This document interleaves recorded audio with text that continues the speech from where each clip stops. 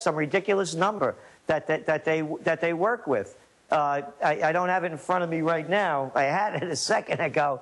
Let me grab it. Hold on 1 second. Well, I mean, they argue the numbers. They talk about 1.5 quadrillion, and they say this area is 800. Yeah, here I got it right here. This is that Terrence Duffy. He said, to do this, we hold more than $100 billion of collateral. Here, and each and every one of these contracts, which means facilitating the transfer of $800 trillion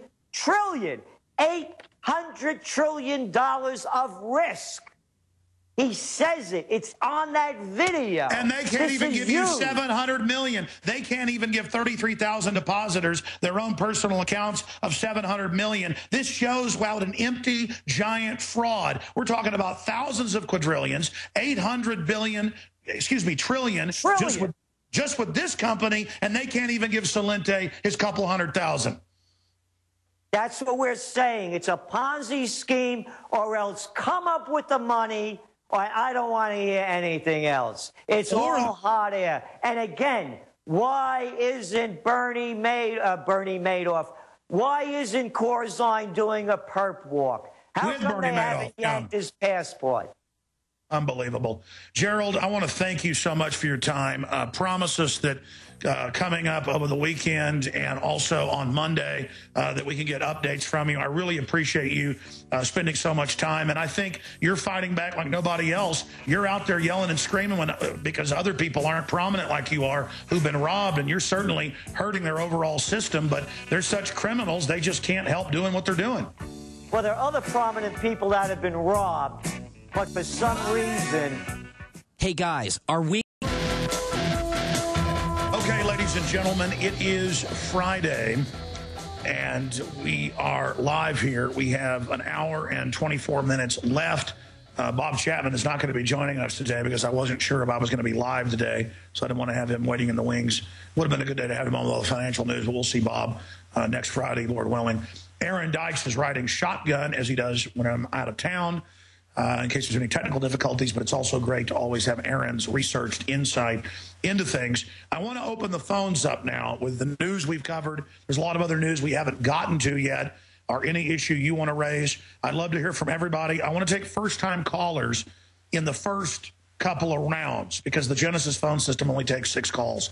We probably should take it on our phone system. We can take 100 calls, but hint, hint, Genesis, let's add some more phone lines. But I tend to go to calls slowly, so it doesn't really matter. But when you hear a caller hang up, that's your chance to join us on air. The toll-free number is 800-259-9231, 800-259-9231. I am going to hand over the rest of this segment and a little bit of the next to Aaron to cover a lot of the piles of news he's got and to break down his take on what Celente was just covering and the incredible draconian police state admitted takeover of the private banks of Europe and England without a vote. I mean, this is, I knew this was coming, but man, it's something else to see it actually happening and to know what's coming next. Whew, the New World Order is not nice. All you people out there that made fun of us, I feel sorry for you. I told you the technocrats are getting ready to launch their global banking takeover 3 months ago with that ad you hear there. The technocratic elite are taking over. Now, what do they call themselves? We are the technocrats. You will be absorbed. I'm going to throw it to Aaron Dykes for the rest of this segment, a little bit of the next. I'll then pop back in here in about 5 minutes after the break, and then we'll start going to your phone calls, and I'll try to also launch the phone system here. If you guys can send that to me maybe as a Skype link, or in the Skype link, maybe you can just put the callers there for me. My little technocrat isn't here, and you know how bad I am with systems I haven't studied. All right, we'll be... taking your calls again coming up, 800-259-9231, 800-259-9231. Aaron Dykes, I'm handing the baton to you for the next 10 minutes or so. Thanks, Alex. And it's true, the bankers are taking over, and there's layers of Homeland Security and other groups who prepared to deal with the backlash from the people. You see it now with the massive protests going on in Occupy and other areas. And they're prepared to deal with it in order to allow the bankers to fully take over.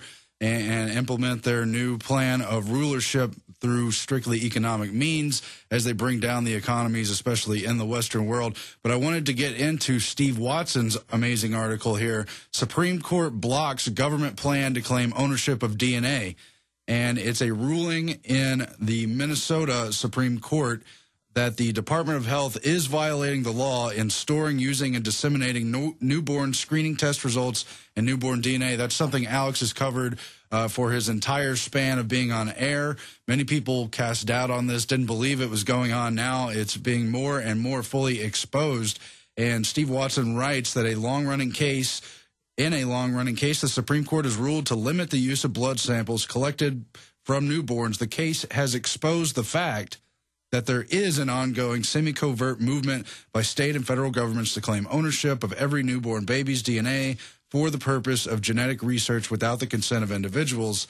And they've essentially ruled that the Department of Health would have to have explicit consent to use and store the blood samples. Right now, it's kind of on an opt-out level within that state, but we know this is going on across the country. It's a big issue. And in 2003, the Citizens Council for Health Freedom, formerly known as the Citizens Council on Health Care, discovered that the Minnesota Department of Health had been indefinitely storing the blood of newborns since the mid-'80s, using the samples for purposes beyond the state's newborn screening since 1997. And since 2008, health department officials have been seeking exemption for the so-called DNA warehouse. So there they are trying to get out of laws preventing them from collecting and using and sending out this DNA research to larger bodies. We know there's the Human Genome Project trying to map the entire background race development of the human species and the rest of it. They also use this research for background on bioweapons, for vaccines, and all the rest of it. And do you really want to trust these unknown shadowy entities with that level of information? I think not. We've had guests like Twyla Brace on before exposing this. In fact, she's part of that group, CCHF. Maybe it's time to get her back on. We'll look into that.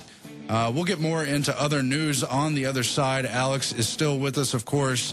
And there's everything. There's the use of these emergency alert messages. You saw the takeover of television and radio communications earlier this month, and the feds already announced they want to go to cell phones and internet platforms next. Now Sprint is going to be part of that. We'll get into that on the other side. Stay tuned, Infowars.com. And tonight on the Infowars Nightly News, also a large smattering of the important... We're on the mark. We're back on the Alex Jones Show. This is Aaron Dykes. I'm riding shotgun with Alex. As he pointed out, he'll be back in just a few moments here.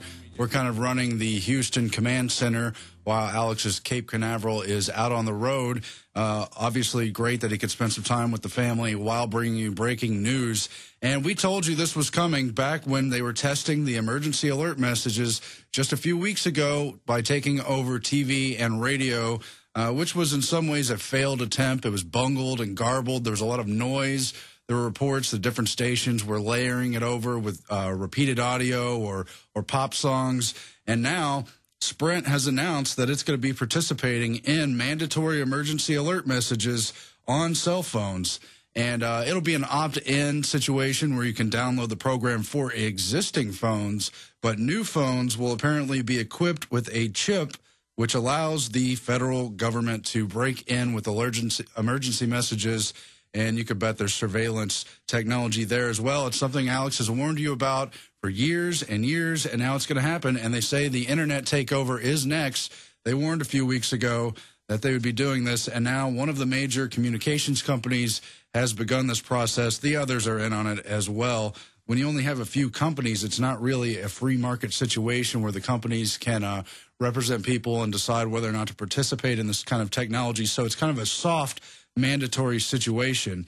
And going into the details, Paul Joseph Watson writes, and this is red linked on Drudge right now, so a lot of people are going to be reading this. The telecommunication giant Sprint has announced the launch of its wireless emergency alerts program that will deliver messages from the federal government directly to millions of Americans as part of a system set to become mandatory on all new cell phones. And the wireless alerts allow the Federal Emergency Management Agency to accept and deliver warning messages to wireless networks from the President of the U.S., the National Weather Service, and other state and local emergency operations centers. Meanwhile, I find it very telling what a puppet position the presidency has become. This is kind of a small technicality here, or maybe not. Maybe it's a bigger thing. Obama uses AutoPen to keep government open. And they get into how Obama's overseas on his diplomatic trip to the Pacific Rim, where they're trying to finagle what they are calling the American Pacific Century, highlighting the importance of negotiating with China and trying to maintain military presence in that area.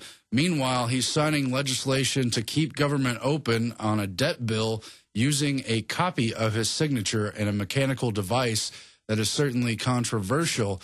And they get into how in the past they've had to fly legislation to far parts of the world for presidents like Reagan and Clinton to sign it. And they're saying what a waste of money that is.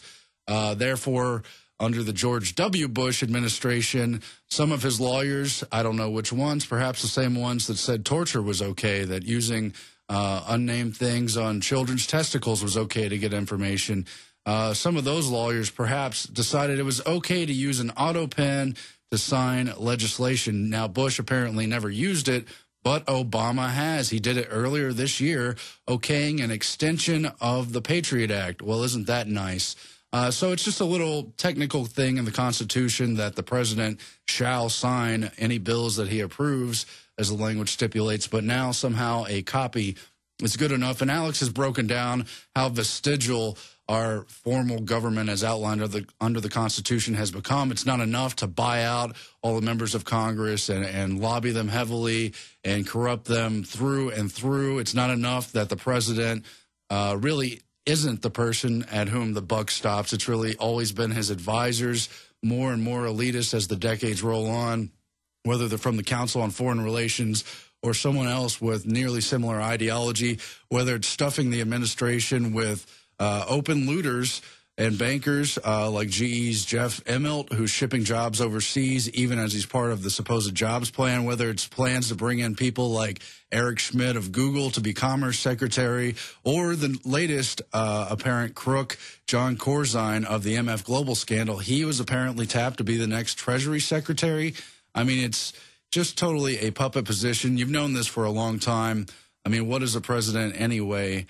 Given how much we've been hijacked by the national security state, how much we've been taken over by elitist interests, and what a fraud our whole electoral process has become. But at the same time, is this not another violation of the Constitution? Signing bills with a mechanical signature, perhaps that's something to debate and discuss, but it is in the news. Meanwhile, Washington's blog is discussing how the Occupy movement is protesting the same thing that the Founding Fathers protested in the Boston Tea Party. And what's more, the more recent incarnation of the Tea Party also started out essentially protesting the same time, the undue influence of big business in government. At the time of the revolution in 1776 and the years preceding it, when it built up, the Founding Fathers were not happy in particular with the British East India Company, which had, easy access to the markets and a virtual monopoly and a very cozy relationship with the British government. Of course, the East India Tea Company was involved in so much from the opium wars in China on down and all manner of looting and piracy. But at the same time, our founders did see the danger of this close and cozy relationship between authoritarian government and big business. And so Washington's blog gets all into that as to how the modern Tea Party and the modern Occupy movement were really fighting against very similar things, though they have been co-opted now and steered in diversive directions. Really, everyone sees what's going on, but then when you get down to the individual level, the details fray out and a lot of the meaning is lost. It's definitely significant that Egyptians are back in the streets protesting the military rule of their country. They put off the new elections and the new constitution. Now, 10 months after Mubarak has been ousted, people unhappy that the military has so far refused to give up power, but they say they're just trying to keep civil order and that they always wanted a civilian government to take hold. So we'll see how things develop there, but massive protests going on. A lot of people upset in the wake of that Arab Spring, which was instantly hailed as a great move for democracy and a new wave of change in